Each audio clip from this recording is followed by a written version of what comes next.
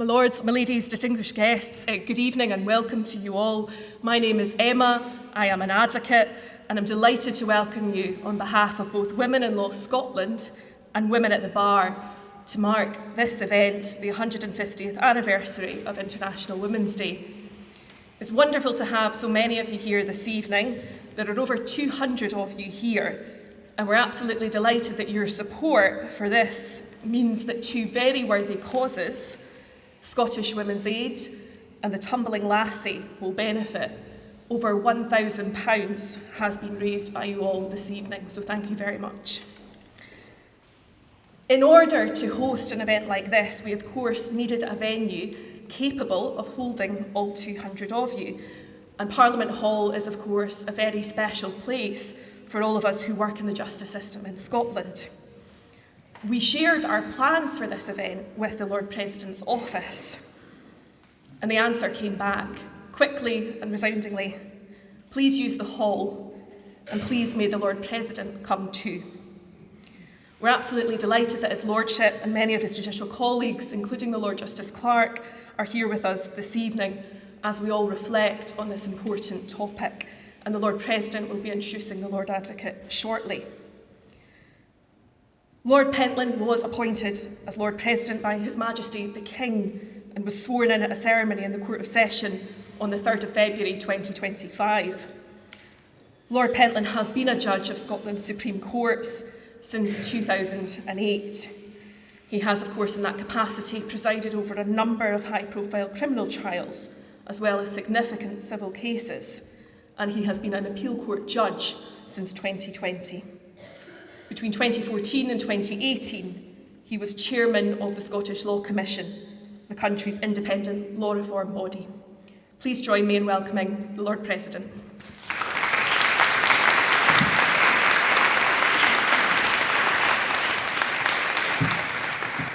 Good evening, everyone, and welcome to Parliament Hall. Many thanks, Emma, for introducing me.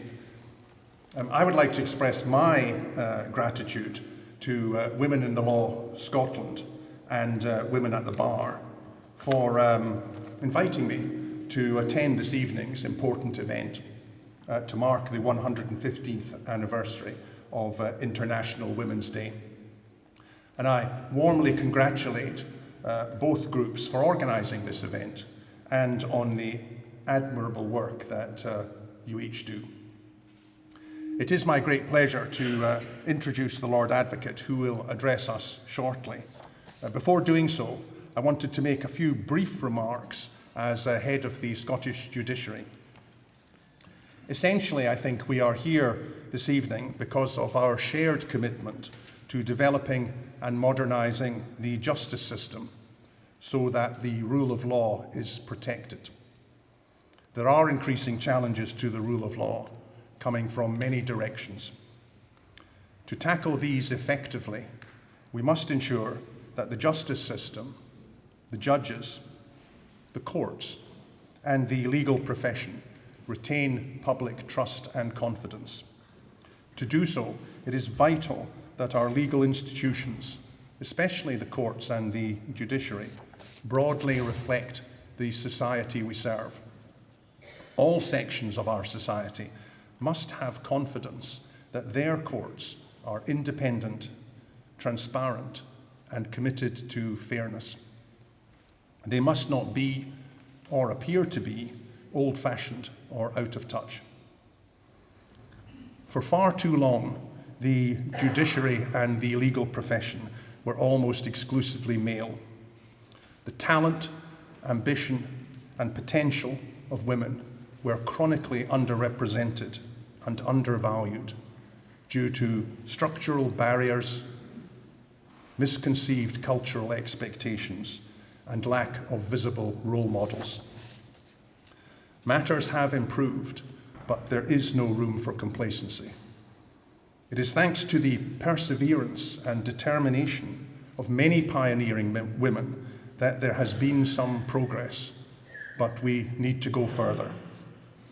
I think it is fitting that I should mention some of the brave women pioneers. Women in Scotland have been in law for over 100 years, since Madge Easton Anderson was admitted as a law agent by decree of the Court of Session, pronounced here in this building on the 15th of December 1920, the year after the passing of the Sex Disqualification Removal Act. Margaret Kidd became the first female member of the Faculty of Advocates in 1923, and it's now 30 years since Lady Cosgrove was appointed as the first female senator of the College of Justice in 1996. Portraits of those two pioneers grace these walls. Lady Cosgrove there to my left. In the last 30 years, we have seen women break through into senior roles, whether as Lord Justice Clerk, Lord Advocate, Solicitor General for Scotland, or as chairs of large law firms. Our system is immeasurably stronger as a result. I very much hope that this progress will now accelerate. It is my earnest hope that we will see more female applicants for appointments to the courts and tribunals at every level. A representative judiciary cannot be achieved without women first being adequately represented in the upper levels of the legal profession, including at the senior bar. For the past 10 years or so, the number of female applicants for the rank and dignity of King's Counsel has generally reflected the proportion of women practicing at the bar. That is, considerably less than half of the population. Clearly, we still have some way to go before the senior bar is representative of society at large. In the past 2 years, however, we have seen encouraging signs of progress. There has been an increase in the number of successful applications for silk. Meanwhile, among recent cohorts of new advocates, there has been a roughly equal gender balance. Women now make up more than half of the numbers of solicitors in Scotland, but challenges remain at senior levels.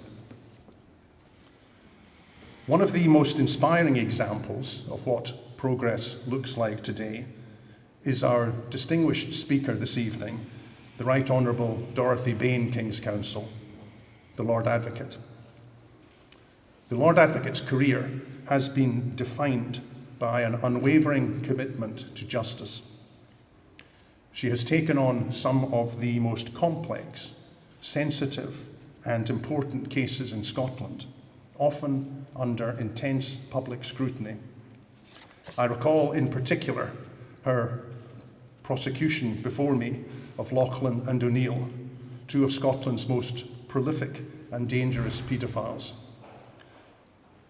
Her leadership has demonstrated that authority and empathy are not opposing forces. They are, in fact, essential partners. The Lord Advocate's achievements, if I may say so, serve as a powerful reminder of the need for talent in the right places, regardless of gender.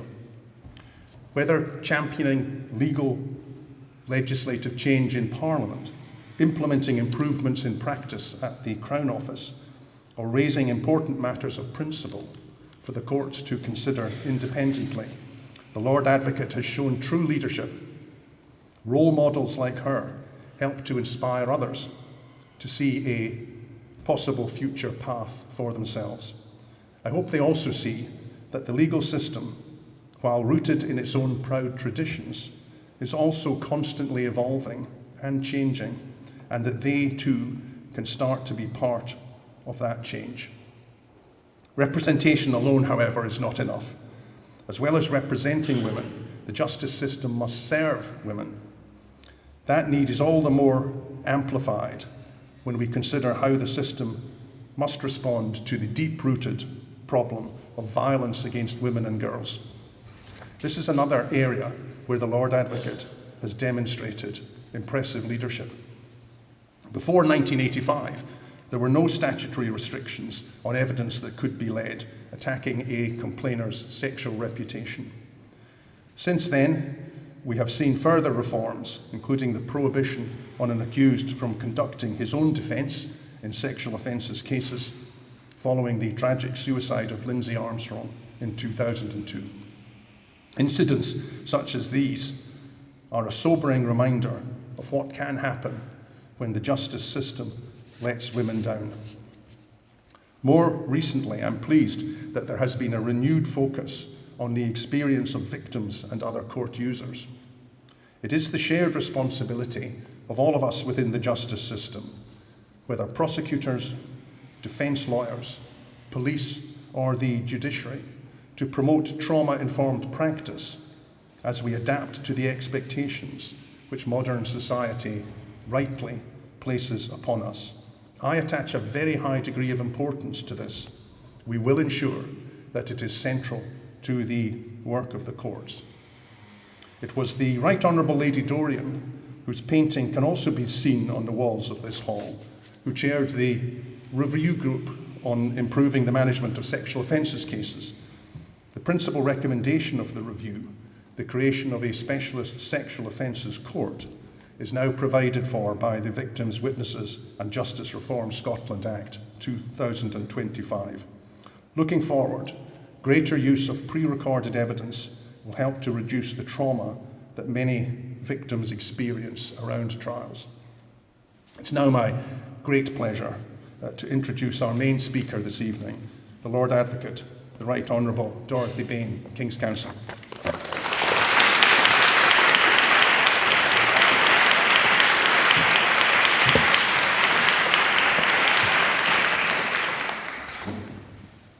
Lord President, thank you so much. I'm honoured by your introduction. Over the course of my career, I've witnessed profound progress in Scotland's efforts to protect women and children from violence and exploitation. But I've also seen the challenges that continue to confront us. To protect effectively, we must understand not only the forms that abuse takes, but the reasons why women and children in our society remain vulnerable. That understanding must be sophisticated, trauma-informed, and deeply empathetic. Only then can we build a justice system that is truly progressive, humane, and capable of serving and safeguarding women and children. Our shared endeavour, our ultimate aim, is the prevention of harm. It is through the experiences, the stories, and the painful realities brought into the criminal courts that we may find ways to realise that ambition. As many of you know, much of my professional life has been dedicated to public service, as prosecuting counsel and now as Lord Advocate. Through this work, I've come to understand the enduring impact of serious crime, not just on victims, but on families, communities, and society. I have prosecuted cases of murder, human trafficking, serious sexual violence. I have sat with bereaved families whose lives have been shattered by violence, and I have gained a deep appreciation of the insidious nature of serious and organised crime, and how it instills fear across communities, often sustained by illegal drugs. Among the cases that have marked me most indelibly are those involving childhood sexual abuse and the murder of children, and these cases still remain with me today. During my time in practice, the most significant transformation in our criminal justice response to sexual and domestic violence has been what many people describe as the domestic violence revolution. It is a revolution rooted in women's voices. Although the term coercive control hadn't entered our legal vocabulary, from the 1970s and 80s, women's shelters and feminist advocates had long recognised the patterns of domination, isolation, and deprivation of liberty that characterise many abusive relationships. These behaviours were understood as part of a broader system of male power and gender inequality, rather than isolated incidents of violence.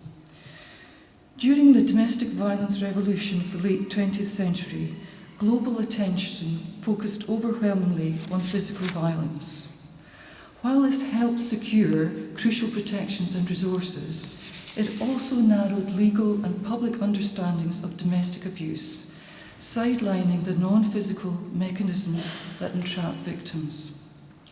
Feminist writers, academics, and those working in the field of public protection constantly expressed the view that this incident-focused model was inadequate for explaining the life experience of many women. The modern conceptualisation of coercive control is primarily attributed to Professor Evan Stark, a forensic social worker and sociologist. Stark drew on years of research, casework, health records and interviews with victims to articulate a new understanding of abuse as a liberty crime rather than simply an offence of violence. In 2007, his landmark text, Coercive Control: How Men Entrap Women in Personal Life, reframed intimate partner abuse as a systemic campaign of domination affecting victims' autonomy, dignity, and personhood. Stark argued that abusers do not simply hurt their victims, they deprive them of freedom through behaviours such as isolation, monitoring, financial control, manipulation, and sexual coercion. He advocated for legal systems to recognise these patterns as structural inequalities rooted in gender, constituting a violation of women's human rights. Stark's seminal work revitalised feminist critique within the domestic violence field by shifting the focus from discrete violent incidents to the patterned, cumulative, everyday entrapment of victims. And so it is. Coercive control affects victims in ways that go far beyond physical injury. It systematically undermines their autonomy, identity, and sense of self, often with profound long-term consequences. It is the erosion of personal freedom, restricting movement, social contact, finances, and self-expression, and operates through degrading and disorientating tactics such as intimidation, surveillance, sexual coercion, threats, and gaslighting. These tactics impair victims' abilities to make decisions, access support, or even recognise the abuse as it unfolds, dominates and distorts their identities through cumulative psychological harm. Research consistently shows coercive control is a gendered phenomenon, overwhelmingly perpetrated by men against women. This form of abuse exploits structural inequalities in resources, status, and social expectations. Coercive control, therefore, cannot be understood simply as interpersonal conflict. It must be analysed through the lens of gendered power dynamics. Crucially, coercive control is also now recognised as a significant predictor of severe or lethal violence. While physical assaults may be sporadic, the ongoing deprivation of liberty and systematic domination represent a more reliable indicator of escalating danger. This recognition has shaped public awareness campaigns, responses from investigating and prosecuting authorities, and legal reforms worldwide. The concept of coercive control has transformed our understanding of domestic abuse from a narrow focus on physical violence to a broader, structural appreciation of how abusers systematically entrap victims. From feminist activism in the 1970s through Evan Stark's framing of coercive control as a liberty crime in the 2000s, and into modern legal reforms and awareness campaigns, the evolution of the concept reveals a continuous expansion of insight into the real lived experience of survivors. Its effects on liberty, autonomy, identity and safety are now recognised as profound, cumulative and life-altering. And as more jurisdictions seek to criminalise or address coercive control, the global conversation is increasingly acknowledging that the most dangerous form of abuse is often not the visible assault, but the invisible system of domination that precedes it. Stark's work built on decades of feminist insight, influencing the development of international instruments and reforms globally. In the UK and Wales, England and Wales, criminalised coercive control in 2015. And in 2018, the Domestic Abuse Scotland Act was a landmark development, creating a single offence capturing the full spectrum of abusive behaviour. Section 1 of the Act, in force since April 2019, allows prosecution of physical and sexual violence, isolation, monitoring, stalking, humiliation, degradation and punishment where they form part of a course of abusive conduct. Once courts, prosecutors and legislators began to understand domestic abuse as a pattern rather than a moment, it had a profound impact in other areas of criminal law. A major impact has been the reform of defences available, particularly to women who kill their abusers. Historically, the law presumed that murder required loss of control. Self-defence required a threat that was immediate and life-threatening. These assumptions were built on a model of violence involving two men of equal strength in sudden confrontation.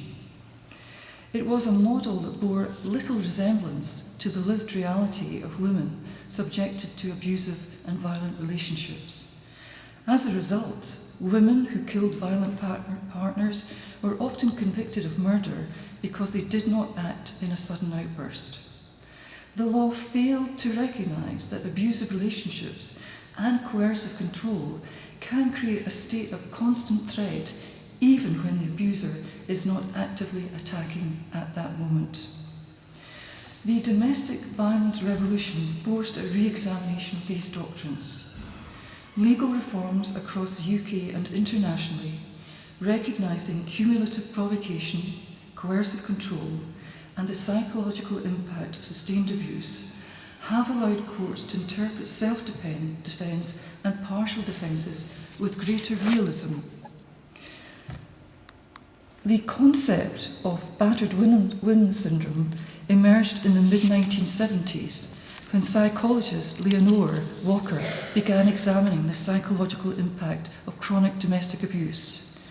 Her research culminated in the publication of The Battered Woman.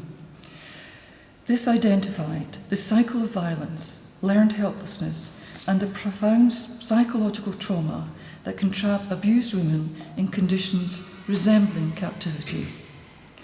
While BWS never became a formal psychiatric diagnosis, and now the psychological effects of prolonged abuse are clinically diagnosed under DSM-5 as post-traumatic stress disorder, courts, especially in the United States, began admitting expert testimony about it as early as the late 1970s, using it to explain why women abused may reasonably perceive lethal danger and why some ultimately kill their abusers.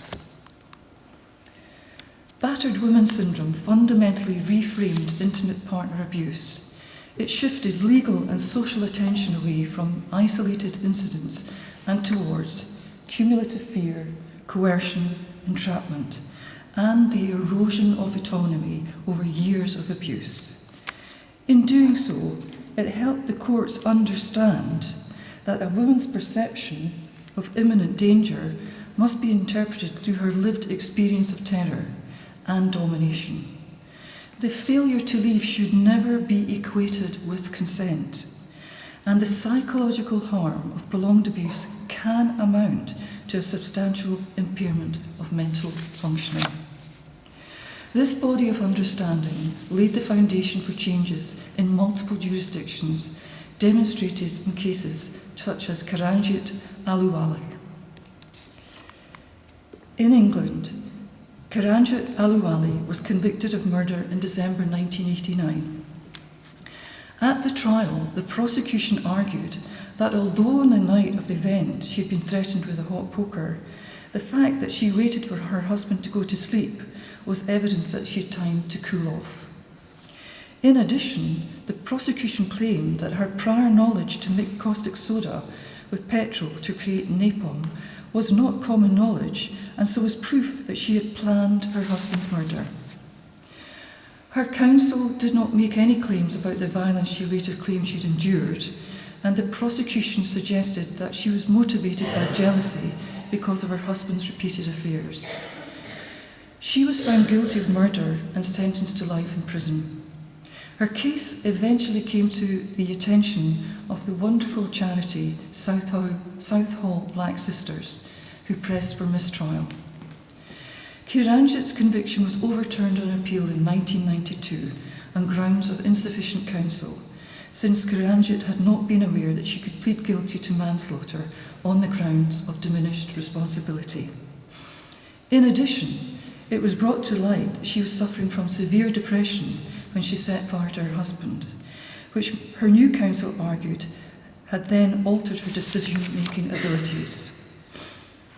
After the mistrial was declared, a retrial was ordered, and on September the 25th, 1992, Kiranjit was found guilty of manslaughter due to diminished responsibility and sentenced to 3 years and 4 months imprisonment. That was the time that she'd already served, and she was immediately released. Her case helped raise awareness of domestic violence in families of non-English speaking immigrants to Western countries and changed the laws for domestic abuse victims in the United Kingdom.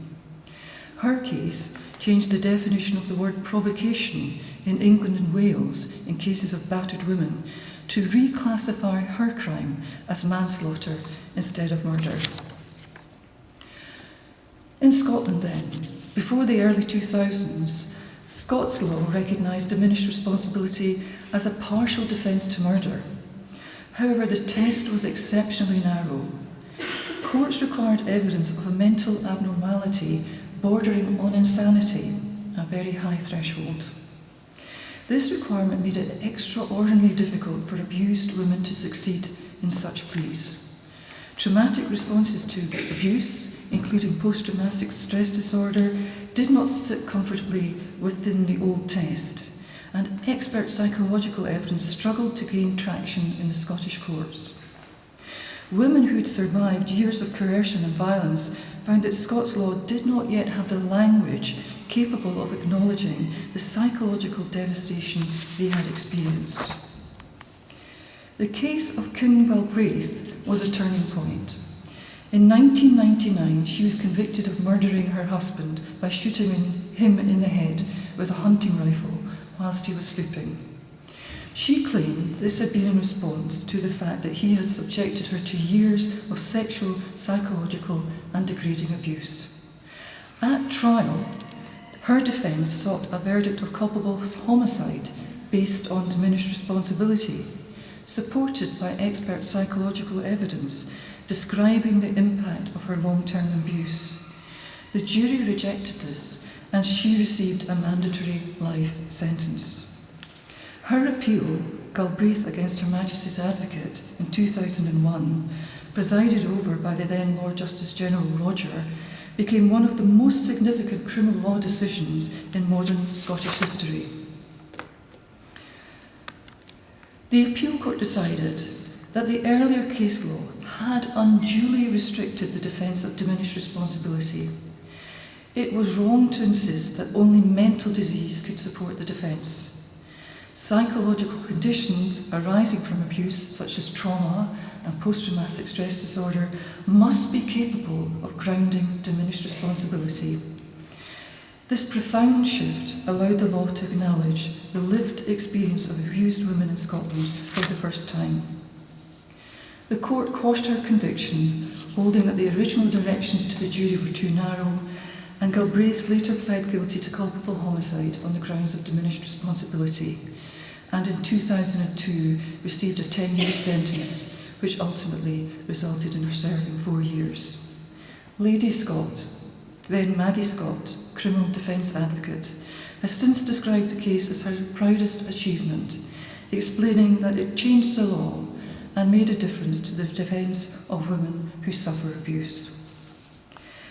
Another major impact in the justice system's growing understanding of domestic abuse is a significant cause of suicide, particularly among women and girls. Coercive control erodes agency, produces hopelessness, traps victims in unsafe environments, creates conditions in which suicide may feel like the only escape. This recognition has had several consequences. Coroners and fatal accident inquiries are increasingly being asked to identify domestic abuse as a contributing factor in a woman's death. Police and prosecutors are more attuned to early indicators of coercive control, and legislative frameworks increasingly recognise psychological harm as a serious and prosecutable form of abuse.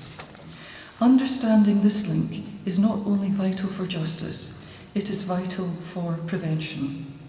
Domestic abuse is not only a cause of physical injury, it is a cause of deaths. As the justice system has better understood coercive control and its devastating psychological effects, there has been a shift in how responsibility is assessed when an abused partner dies by suicide. Prosecutors now recognise that sustained coercive control, deliberate humiliation, threats, entrapment, and ongoing psychological torture can create conditions directly leading to a partner's death. In these circumstances, when a woman dies by suicide following prolonged abuse, prosecutors may consider whether the abuser's conduct amounts to culpable homicide, and opens the possibility of prosecutions that reflect the fact that abusers are responsible not only for the bruises they inflict, but for the lives they ruin and the lives they extinguish, directly or indirectly. We saw this on Monday of this week at Glasgow High Court, in what is the first prosecution of its kind in Scotland, in a case tried before Lady Drummond. The jury returned a conviction against Lee Milne for the culpable homicide of his wife, Kimberly Milne, after she took her own life following a campaign of domestic abuse. Kimberly Milne was only 28 when she died after jumping from a motorway bridge in July 2023. Her husband had denied culpable homicide and a separate charge of domestic abuse, but he was found guilty following a trial. The couple had got together in 2021, and Mr. Milne had abused Kimberly from soon into the relationship until the day she died. Before her death, she had reported serious assaults and at one stage had explained to the police that she felt so unsafe and frightened that she slept with a knife under her pillow. Mr. Milne argued he was not responsible for Kimberly's death. Whilst it was a terrible loss, she'd had long-standing mental health issues and had made suicide attempts. My profound hope is that the outcome in this tragic case will help to deepen public understanding of the devastating impact that prolonged emotional and physical harm can have on victims of domestic abuse. This case demonstrates clearly that emotional and psychological abuse, including coercive control and sustained terror, can be every bit as harmful and dangerous as physical violence. Here the jury found a direct causal link between the abuse inflicted by Mr. Milne and Kimberly's decision to take her own life. In England and Wales, the Crown Prosecution Service has attempted only 3 such prosecutions in nearly 2 decades, in 2006 and 2012, and the recent case of Ryan Wellings, who abused 23-year-old Kiana Dawes until she took her own life. The CPS has lost 2 of these cases. This was despite overwhelming evidence that coercive control and terror can leave victims feeling that they have no escape except death.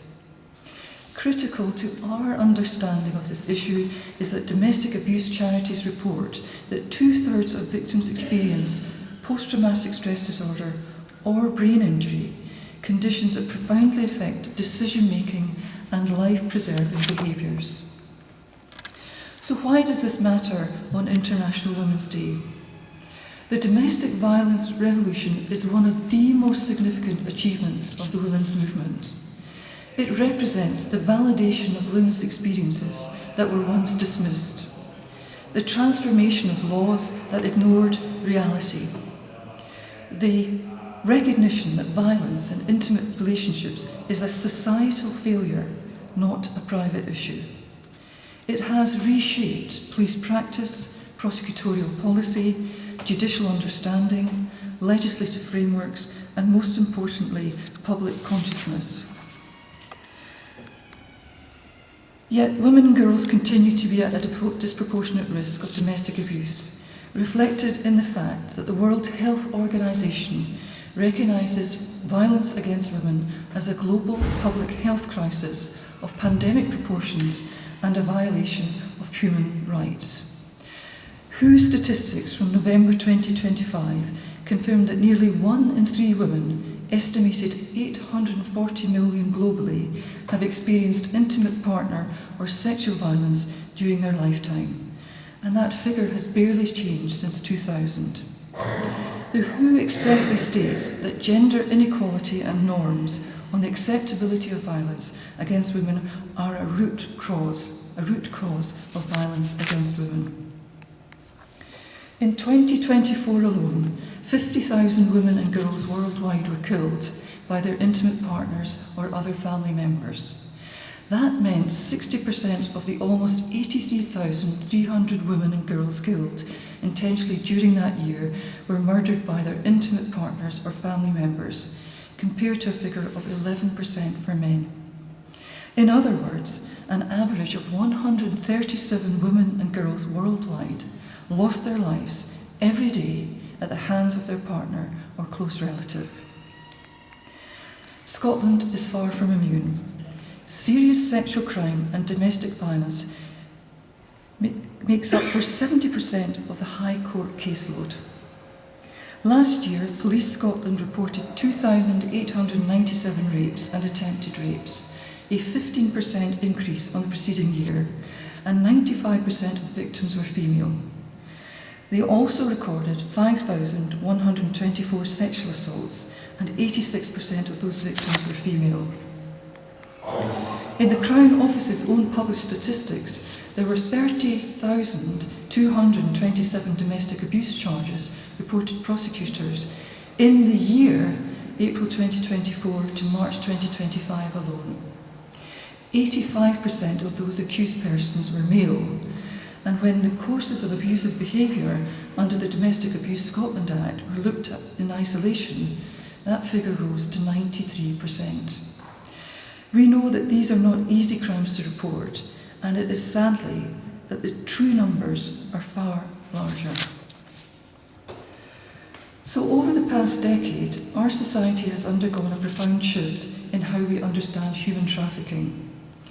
Once perceived narrowly as an international crime occurring elsewhere, trafficking is now recognised as a form of modern enslavement embedded in our own communities, fueled by vulnerability, coercions, and systems of inequality.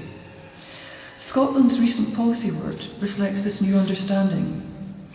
Evidence reviews by the Scottish Government emphasise that human trafficking encompasses labour exploitation, sexual exploitation, and criminal exploitation, affecting both adults and children across rural and urban areas, often linked to organised crime networks.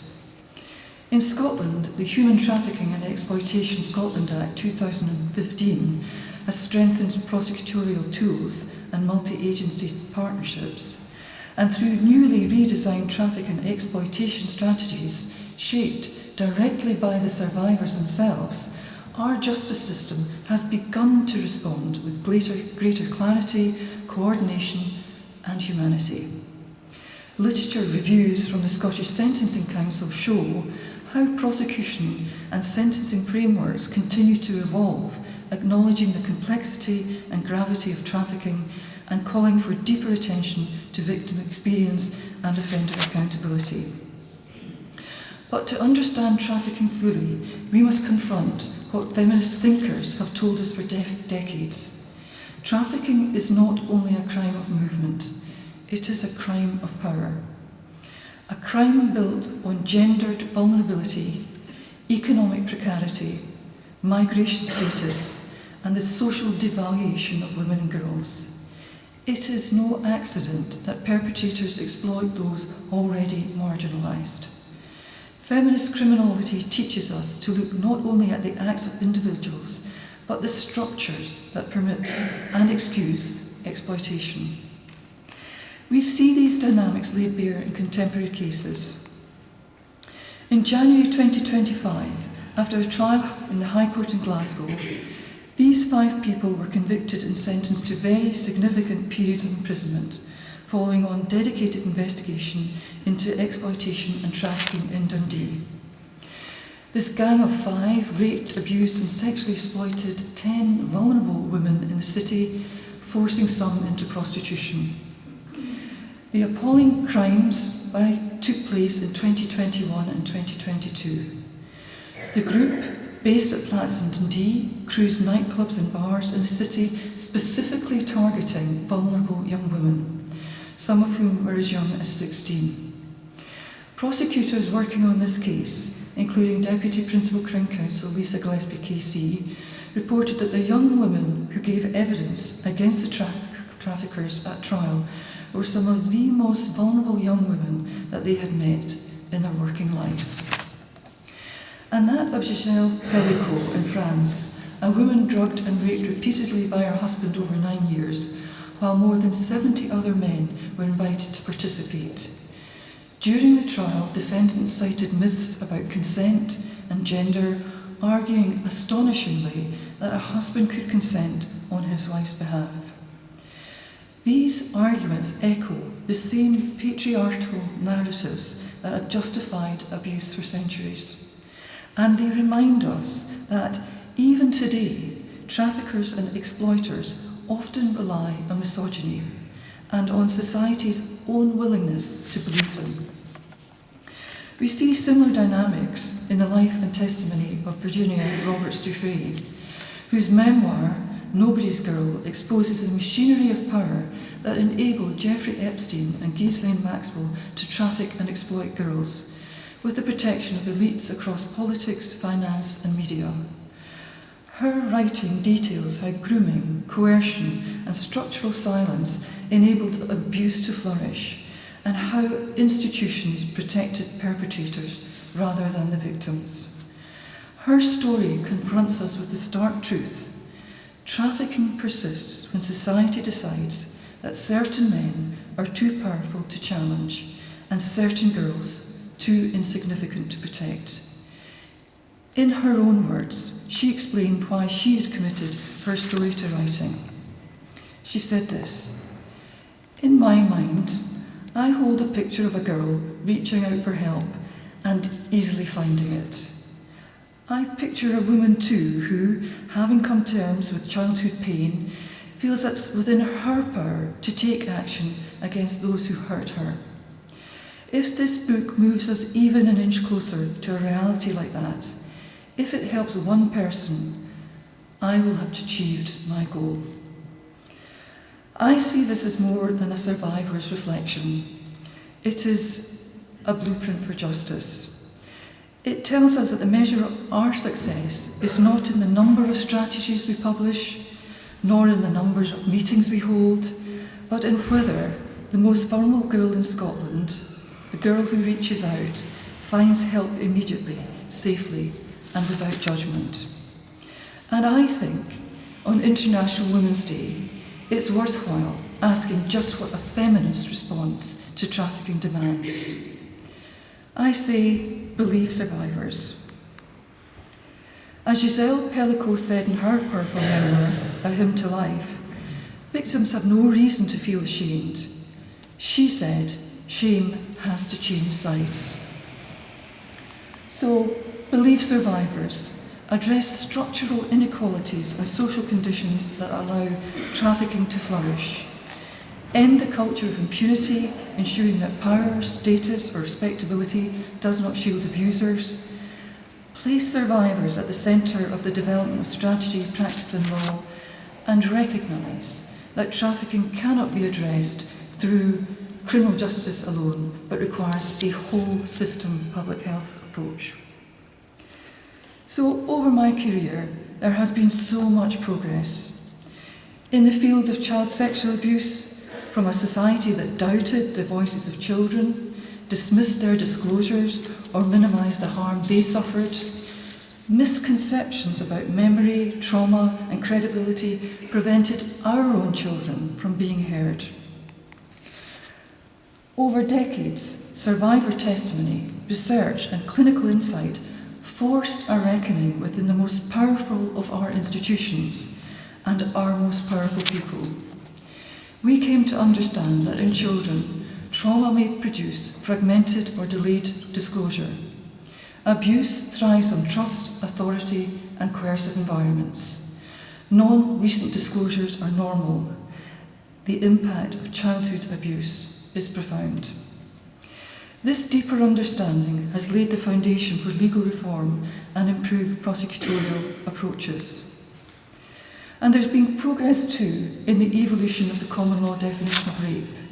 It was not until 1982 that a prosecution was first brought unsuccessfully in Scotland for an accused for marital rape, and not until 1989 that a man was first prosecuted for raping his wife with whom he was still cohabiting. Although this was important in declaring that marriage was no defence to the charge of rape, the common law of the time still stipulated that force was a necessary part of the crime. Without force or the threat of force, there was no rape. This was the definition that I was taught, and perhaps others in this room may remember today. It was still later, in response then to a reference by the then Lord Advocate Lord Boyd of Duncansby in 2001, that the appeal court, although not unanimously, considered that the common law had taken a wrong turn. Force was not an essential part of the crime. What mattered was whether or not the victim had consented or not. This background is undoubtedly relevant to the lack of force requirement in the statutory definition of rape today. It's reflected in Section 1 of the 2009 Act. The crime of rape against a woman is no longer seen as primarily an attack on her morality and honour, but instead against her own sexual autonomy and dignity, and the right to consent in her own terms. And further progress was made in 2023 and 2024 when I also exercised the statutory reference procedure to invite the High Court to consider two long-standing authorities on the law of corroboration, Smith against Lees and Morton against Her Majesty's Advocate. The resulting judgments restored clarity to the principles of corroboration, strengthened the evidential framework in sexual offence cases, and ensured that Scots law remains aligned both with its own established legal principles and also contemporary evidential reasoning. And so on Sunday, it will be the 115th International Women's Day. The first was in 1911.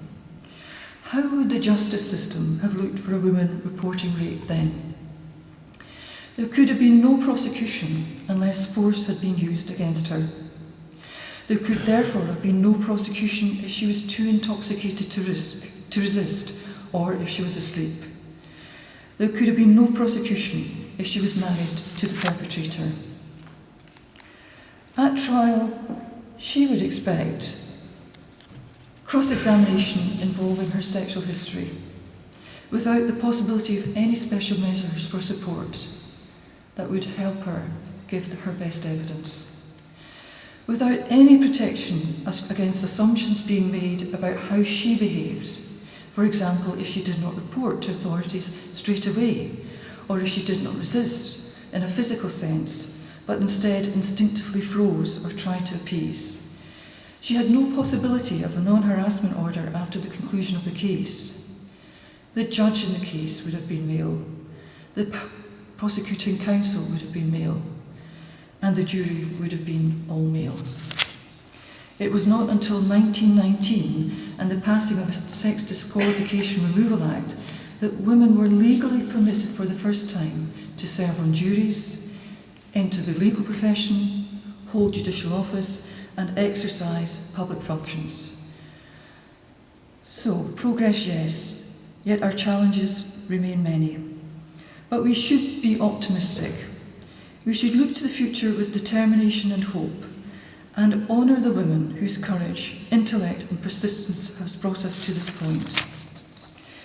We should recognise the scholars who challenged orthodoxies, the campaigners who refused to be silenced, the survivors who transformed their experiences in catalysts for change, and the lawyers and judges, policymakers and advocates who reshaped our understanding of exploitation, abuse and justice. Because of them, the law has evolved to better recognise the realities of power, harm and inequality, and women today stand stronger, protected by frameworks that they have fought tirelessly to build. So on International Women's Day, we owe them not only our gratitude, but our commitment to continue their work, to deepen our understanding, to challenge what still must change, and to ensure that the generations to come inherit a system that truly reflects their work. So we should all be optimistic. We should look to the future with determination and hope. And as I said, we should honour the women whose courage, intellect and persistence has brought us to this point today. So thank you very much.